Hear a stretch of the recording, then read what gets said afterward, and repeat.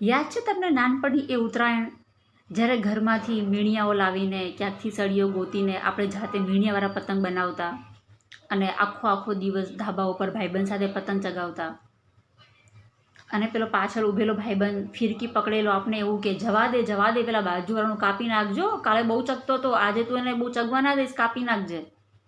અને કદાચ જો આપણો પતંગ કપાઈ જાય તો એ બધી દોરીને ભાઈબંધ સમેટી લેતો. અને અત્યારના ભાઈબંધ ખબર નહીં ક્યાં છે.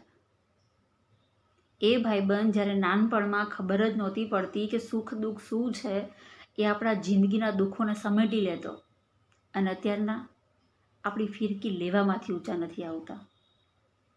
કદાચ આપણી કોઈ એક વાત એને ખબર પડી જાય ને તો જ્યાં સુધી એ વાતની ખાલ ના નીકાળી દે ને ત્યાં સુધી સાંજે ને ઊંઘે નથી આવતી.